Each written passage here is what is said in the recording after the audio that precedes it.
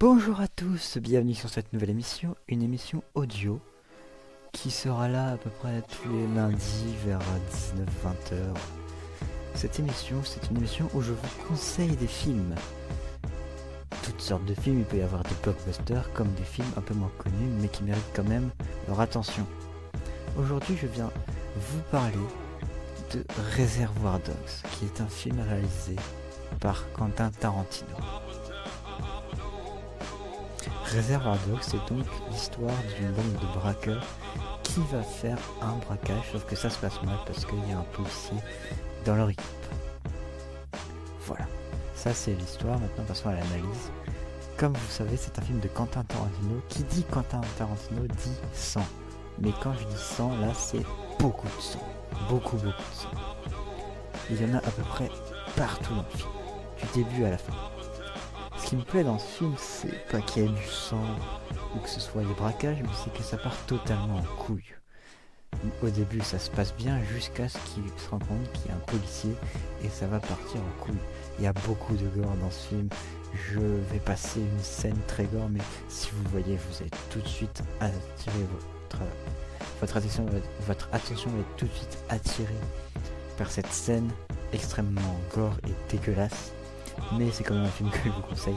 Ne regardez pas ça le soir ni avec vos enfants. Regardez ça vers midi. Après manger, ça fait du bien. Voilà. Donc, Reservoir Dogs, c'est vraiment un bon Tarantino. Je crois que c'est son premier. Et pour un premier, je trouve qu'il est excellent. Je dirais qu'il est même excellemment bien fait. Voilà, tu sais quoi regarder, ou si tu l'as déjà regardé, tu peux le re-regarder. Regarde-le demain ou après-demain ou encore après-demain. Et dis-moi ton avis. Voilà, c'était Mohamed Ali. Dans Conseil des films, une émission tous les lundis à 19 ou 20 heures qui dure à peu près 2 minutes et quelques. Ciao. Bonjour, bonsoir à tous et bienvenue dans un nouvel épisode de Conseiller des films. Aujourd'hui, on va s'attaquer à un film que pas beaucoup d'entre vous connaissent, je suppose, mais il mérite quand même son attention. Puisque aujourd'hui, je viens vous parler des Amours imaginaires. Les Amours imaginaires, c'est quoi? C'est un film de Xavier Dolan. Donc Xavier Dolan, c'est un réalisateur québécois qui est donc homosexuel. Donc il y a beaucoup d'homosexualité, mais ça vaut le coup d'aller regarder. Les Amours imaginaires, c'est l'histoire de 3 personnes. Au début, c'est l'histoire de 2 personnes qui sont copains. Donc il y a Xavier Dolan et une actrice qui sont amis. Et au fur et à mesure du temps, ils vont mêler une amitié avec un certain Nicolas. Nicolas qui est joué par je sais plus qui. Et donc, en gros, plus ils vont être amis, plus ils vont avoir envie de sortir. Enfin, pas ensemble, mais je veux dire par exemple que Xavier Dolan va vouloir sortir avec Nicolas. Et son ami aussi. Et du coup, ça va créer une rivalité entre Xavier Dolan et son ami. Et à la fin, en fait, on se rend compte que Nicolas, c'est un gros fils de pute parce que il a mis des râteaux aux deux personnages principaux. Personnellement, les Xavier Dolan, je les ai presque tous vus. J'ai vu Les Amours imaginaires, j'ai vu Mommy, j'ai vu Laurence Anyway, j'ai vu Juste la fin du monde. Et est-ce qu'il en manque pas un? Je ne sais pas. Mais en tout cas, j'ai vu beaucoup de Xavier Dolan. D'habitude, sans vouloir vexer Xavier Dolan, je m'ennuie un peu dans ces films. Mais là, j'étais surpris parce que quand le film est terminé, je me suis dit, tiens, c'est dû à la fin. Et donc, en gros, c'est mon Xavier Dolan préféré. Ensuite, il y a Mommy. Ensuite, il y a Laurence Anyway. Ah oui, et après, j'ai vu Tom à la ferme. Après, il y a Juste la fin du monde. Et en dernier, il y a Tom à la ferme. Tom à la ferme que je ne vais pas vous conseiller parce que je n'ai pas beaucoup apprécié. Autant apprécier des films que j'aime bien. Sinon ça n'a aucun sens. Si vous n'aimez pas l'homosexualité, que vous n'aimez pas des films avec de l'homosexualité, ne le regardez pas. Mais sinon ça vaut quand même le coup d'y jeter un petit coup d'œil. On ne sait jamais, il a besoin d'un peu de son attention. Voilà, tu sais maintenant, enfin, tu peux maintenant voir ce film aussi, si tu l'as déjà vu, tu peux le revoir. Regarde-le demain ou après-demain ou un autre jour. C'était Malomé Dali dans Conseil des films. Bonjour, bonsoir à tous et bienvenue sur ce 3e épisode de Conseiller des films. Aujourd'hui on s'attaque enfin aux sagas et aujourd'hui je viens vous parler de Matrix. Matrix c'est pour moi une des sagas les mieux faites, enfin une des meilleures sagas qui peut exister dans ce monde. Il y a 3 opus, donc si la vidéo dure un peu plus longtemps que les 2 autres, c'est normal. On y va. Bien, donc en ce qui concerne l'histoire, je vais vous détailler à peu près l'histoire du premier opus et après les 2 autres, je vais faire ça vite fait. Matrix, c'est donc l'histoire de Neo, un hacker professionnel qui se fait prendre par des agents, donc les agents Smith qui sont les méchants de l'histoire. À ce moment-là, Neo a le droit entre 2 choix. Vous allez voir dans la saga, il aura plein de fois 2 choix. Enfin, il devra faire des choix plein de fois dans cette saga. Le premier choix qui s'oppose à lui, c'est soit effacer son identité, donc ce qui veut dire qu'il aura plus de soucis avec la police et tout, soit il n'accepte pas et donc il va en prison. À ce moment-là, Neo fait un gros fuck à l'agent Smith. C'est pas la meilleure des solutions, mais voilà, il fait ce qu'il veut. Et du coup, et il réussit quand même à s'échapper du commissariat et il croise donc Morpheus qui est le chef d'un espèce de gang qui est hacker, et donc il a le choix là entre 2 scènes. C'est la fameuse scène des pilules. Donc soit il prend la pilule bleue, je crois. De toute façon c'est soit ça soit l'inverse. Donc soit il prend la pilule bleue et il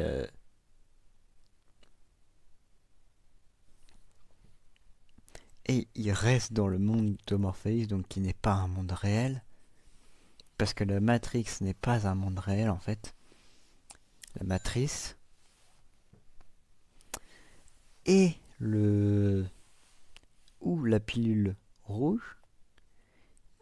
Où il prend la pilule rouge et il reste dans ce cas dans le monde réel, mais ça va lui causer tout un tas de soucis. Neo prend donc la pilule bleue, je crois. C'est soit l'inverse de toute façon. Il prend la pilule bleue pour rester dans le monde. Et il va donc faire équipe avec Morpheus. Pour les 2 autres, ensuite, il commence à se lier d'amitié avec l'équipe, et donc à toute fin, il y a une guerre entre humains et robots. Voilà en ce qui concerne du scénario, de l'histoire. Maintenant, on va passer à l'analyse. Donc, en ce qui concerne l'analyse, pour moi, le meilleur des 3, c'est quand même le premier. Regardez le premier. Et ensuite, vous verrez le 2 et le 3. Le moins bien, c'est le 3e. De toute façon, moi, ça fait 1, 2, 3. Et voilà. Déjà, en plus, le casting est excellent. On a Keanu Reeves, qui est un acteur assez connu quand même. Ensuite, on a Laurence Fishburne, qui est un acteur aussi excellent. De toute façon, tous les acteurs que je vais dire, je les ai vus que dans ce film, sauf 2, Keanu Reeves et Hugo Weaving, qui joue donc l'agent Smith, qui a joué, je crois, le roi des elfes dans Le Seigneur des Anneaux. Et il a fait plein d'autres rôles, mais je sais plus lesquels. Ah oui, il a fait Crâne Rouge, voilà, c'est Crâne Rouge.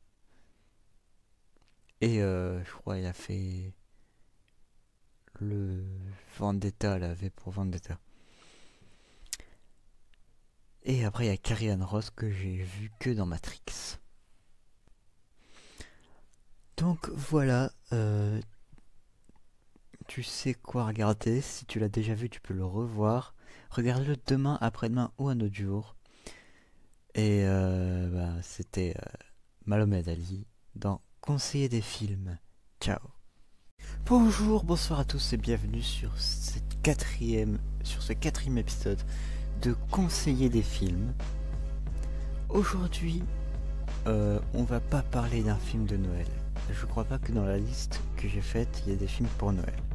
Aujourd'hui, je viens vous parler de The Social Network. The Social Network, c'est un film réalisé par David Fincher, qui vous savez, a réalisé le Fight Club et plein d'autres films comme, je crois, Snatch aussi. Les deux films que je viens de citer, ils seront dans l'émission. Donc The Social Network, c'est tout simplement l'histoire de la création de Facebook. Voilà. Maintenant, l'analyse. Cette vidéo va être assez rapide parce que je sais pas, parce que déjà l'histoire elle est assez facile à raconter et l'analyse ça va être simple. Donc l'analyse pour moi c'est un des meilleurs David Fincher. Déjà pourquoi? Parce qu'il y a Jesse Eisenberg. Si tu n'aimes pas Jesse Eisenberg, va refaire ta culture cinématographique. Jesse Eisenberg, c'est un acteur de malade, c'est un de mes acteurs préférés. Il a joué dans The Social Network, il a joué dans Insaisissable, il a joué dans Batman vs Superman, dans Zombieland. Bon, il a fait quelques flops. Zombieland, pour moi, c'est un de ses plus gros flops, mais sinon, les autres films, ça va.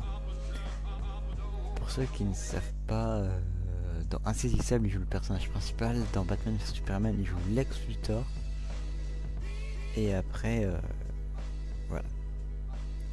Donc il y a non seulement Jesse Eisenberg, mais il y a aussi Andrew Garfield qui a fait Spider-Man dans The Amazing Spider-Man.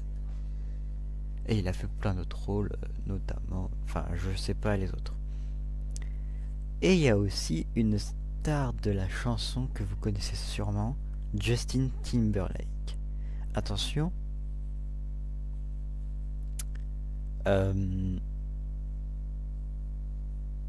Ce n'est pas Justin Timberlake de maintenant, c'est Justin Timberlake quand il était jeune. Voilà en ce qui concerne le casting. Maintenant l'analyse, je trouve que c'est un très très bon film. Je l'ai adoré, moi je l'ai vu avec ma mère et ma soeur et franchement je me suis pas ennuyé, j'ai plutôt surkiffé. Je trouve que c'est un film qui est excellent. Donc, voilà.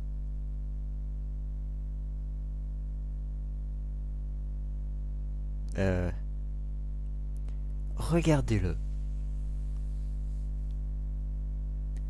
Et pour tous les vieux là qui se disent Facebook ou le Facebook, juste Facebook. Tous ceux tous ceux qui ont leur rêve, vous comprendrez pourquoi je dis ça. C'est un peu logique. Voilà, maintenant tu sais quoi regarder. Si tu l'as vu, tu peux le revoir. Tu peux le voir demain, après-demain ou un autre jour. C'était Mahomet Ali dans Conseiller des films. Bonjour, bonsoir à tous, bienvenue sur cet épisode spécial Noël de Conseiller des films. Vous l'avez vu, lundi, j'ai fait un épisode sur The Social Network et j'ai dit que j'avais aucun film de Noël. Et bien, aujourd'hui, c'est une édition spéciale Noël qui sort mercredi. C'est exceptionnel. Je sais pas si je ferai ça pour, par exemple, Halloween, mais en tout cas, je vous conseille un film de Noël. Et aujourd'hui, je ne viens pas vous parler de n'importe quel film de Noël, je viens vous parler de Klaus. Klaus qui est un film réalisé par Sergio Pablos, que je ne connais pas, mais qui est un très très bon film, qui est sur Netflix puisque c'est un film Netflix. Klaus, c'est donc l'histoire du Père Noël qui arrête de fabriquer des jouets parce que sa femme est morte.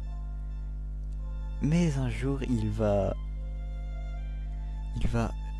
comment dire, un jour, il y a un facteur qui reçoit une lettre au Père Noël, qui va l'emmener au Père Noël, et ça va redonner envie au Père Noël de construire des jouets, ça va lui redonner espoir en les jouets. Et donc, à la fin, tout finit bien. Il y a même le facteur qui s'est trouvé une meuf, il a une femme. Je vais pas tout spoiler, regardez ce film, il est juste génial. Pourquoi vous devez regarder ce film? Bah déjà parce que c'est un film de Noël, c'est un des meilleurs films de Noël qui existent. Si vous avez vu ma vidéo spéciale Noël où c'est des films pour Noël, c'est le numéro 1 de la liste. Voilà. Moi ce film je l'ai adoré, les dessins sont exceptionnels, encore une bonne raison de regarder ce dessin animé, mais moi je dis film parce que je préfère des films. Donc voilà, c'est un film d'animation avec des très très beaux dessins, une très très belle histoire et voilà, des très très beaux paysages. Voilà, regardez-le, c'est un film de Noël. Voilà, tu sais quoi regarder maintenant. Si tu l'as déjà regardé, tu peux le regarder. Tu peux le regarder demain ou après-demain ou un autre jour. Salut à tous, c'était Malomé Ali dans Conseiller des films, une émission, cette émission c'était une émission spéciale Noël. Bonjour, bonsoir à tous et bienvenue sur ce 5e épisode, je crois, de Conseiller des films. Et aujourd'hui, je vais vous parler d'un de mes films préférés. Le dernier épisode,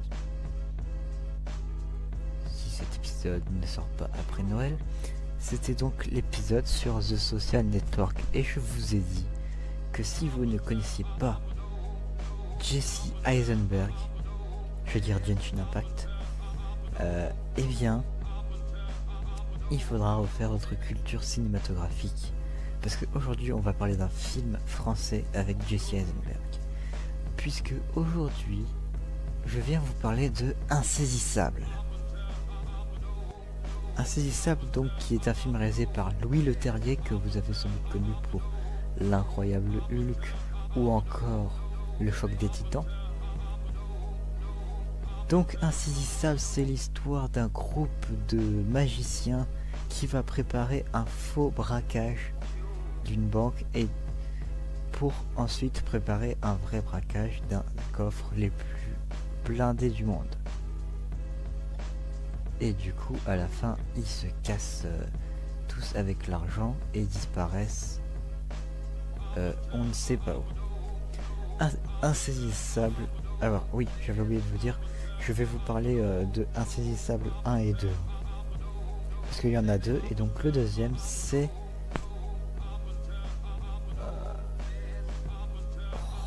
attendez, je me rappelle plus du tout. Oui, donc Insaisissable 2, c'est l'histoire des 4 cavaliers, donc les fameux magiciens. Donc l'équipe s'appelle les 4 cavaliers, et donc les 4 cavaliers ils vont se retrouver embarqués dans un braquage pour retrouver pour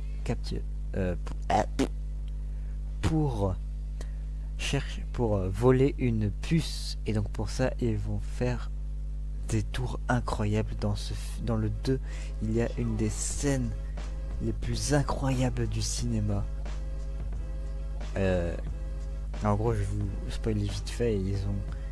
Ils ont donc t'en as un qui a réussi à voler la puce, et donc ils ont incorporé, on va dire, la puce dans une fausse carte à jouer.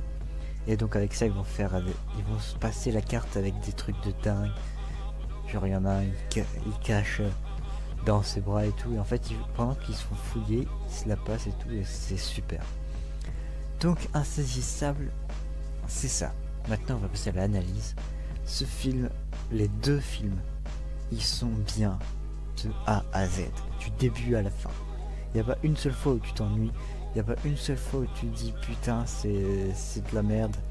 C'est un des pires films que j'ai vu. Insaisissable, c'est un film qu'il faut regarder. Mon préféré c'est le 2, pourquoi? Parce que, pas parce qu'il y en a des Daniel Radcliffe, mais parce que il est plus... Je trouve qu'il y a plus d'action dedans. Et s'il y a plus d'action, tu t'ennuies pas. En ce qui concerne du casting, donc il y a Jesse Eisenberg qui est excellent. Il y a Woody Harrelson qui vous avez peut-être sans doute dû voir dans Hunger Games ou dans d'autres films, ou dans par exemple Zombieland. Ensuite dans le premier il y a Isla Fisher, Dave Franco, Michael Caine et Morgan Freeman et Mark Ruffalo. C'est vraiment un casting 5 étoiles. Et dans le 2 c'est encore un casting 5 étoiles, encore plus, parce qu'il y a non seulement tous les acteurs d'avant, sauf évidemment Isla Fisher, qui est remplacée par Lizzie Kaplan, qui est 1000 fois mieux que Isla Fisher. Il y a surtout Daniel Radcliffe. Daniel Radcliffe, c'est son deuxième film de magicien.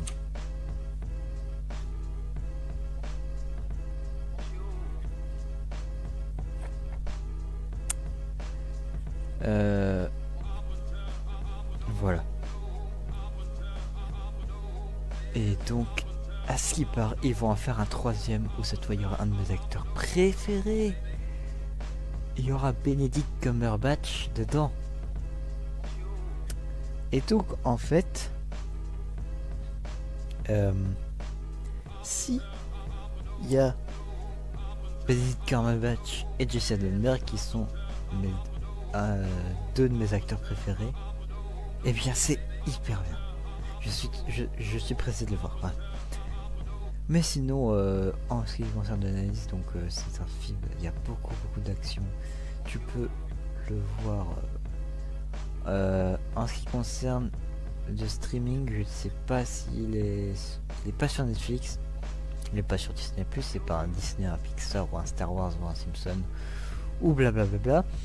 Je ne sais pas s'il est sur Amazon Prime, mais tu peux l'acheter en DVD. Moi j'ai les deux en DVD et franchement je m'amuse toujours autant à le regarder. Voilà, tu sais quoi regarder si tu sais quoi regarder maintenant si tu l'as vu. Si tu l'as vu, tu peux le revoir. J'ai toujours du mal avec mon outro, faudrait que je la change. Donc si tu l'as vu, tu peux le revoir, tu peux regarder ça demain, après-demain ou un autre jour. Salut à tous, c'était Malomé Dali dans Conseil des films. Ciao. Bonjour, bonsoir à tous et bienvenue sur ce 6e épisode de Conseiller des films. Déjà le 6e, ça vous plaît? Donc non, vous peut-être qu'il vous plaît, mais moi j'adore faire ça. C'est la première fois que je fais un podcast et j'adore le faire. Aujourd'hui, j'aimerais vous parler. J'aimerais ressortir un peu des films qui sont un peu trop connus, parce que je vous rappelle que le premier épisode c'était sur Reservoir Dogs, qui est quand même un film de Tarantino. Le deuxième c'était sur Les Amours Imaginaires, ça va, c'est Les Amours Imaginaires, c'est avec Xavier Dolan, il n'y a pas beaucoup de gens qui connaissent, mais c'est quand même assez connu. Le troisième épisode c'était sur The Social Network, si je me trompe pas. Après il y avait Close, et après il y avait le troisième épisode c'était sur Matrix. Après c'était sur The Social Network. Après c'était sur Close, c'est un épisode spécial Noël. D'ailleurs si je voulais d'autres films de Noël, j'en ai un autre, hein. Après c'était sur Insaisissable. Donc aujourd'hui on va parler des films un peu moins connus, mais enfin je dis ça mais je suis sûr il y a beaucoup de gens qui le connaissent puisque c'est un biopic. Un biopic c'est quoi? C'est un film sur la vie d'une personne, genre d'un acteur, d'un chanteur, d'un peintre, etc. Et aujourd'hui on va s'attaquer à un biopic d'un rappeur. Puisque aujourd'hui je viens vous parler de 8 Mile. 8 Mile donc qui est un film réalisé par Curtis Hanson en 2002 et qui raconte la vie d'Eminem. Eminem c'est mon rappeur préféré. De toute façon vous l'avez vu dans la vidéo rapographée sur Eminem. C'est mon rappeur préféré. Et Eminem n'a pas eu une vie facile. C'est pour ça que j'aimerais rebondir sur ce film, parce que quitte à voir un film sur quelqu'un qui n'a pas eu une vie facile, regarde 8 Mile. Tu vas voir que il n'a pas eu une vie très très simple, puisque en fait l'histoire c'est que c'est Eminem qui habite à Détroit avec sa mère et sa fille, je crois, ou sa soeur ou sa fille, je sais plus. Et Détroit c'est une ville assez pauvre avec que des caravanes, mais c'est aussi une ville où il y a que, bon sans être raciste, où il y a que des noirs, et lui c'est un blanc, et donc il va essayer de s'intégrer au sein de cette ville où il n'y a que des blancs. Et au fur et à mesure en fait il s'intègre, puisque à la fin il fait des battles de rap, il devient champion de punchline et tout. Et voilà. Passons à l'analyse. C'est un de mes films préférés, 8 Mile. C'est je crois mon deuxième film préféré après Forrest Gump. Mais il faudrait que je refasse un tournoi de mes films préférés. Genre moi tout seul, je crois. Et donc, en gros, il est excellent ce film, de A à Z. C'est pas un film où tu te dis je vais regarder la vie de quelqu'un qui est voilà quoi, c'est juste une vie, non. Ça t'accroche du début à la fin, de la fin au début. Je suis pas sûr que ça c'est possible. Et j'ai été extrêmement surpris parce que j'ai adoré ce film. Alors si vous voulez savoir, Eminem a produit un autre film.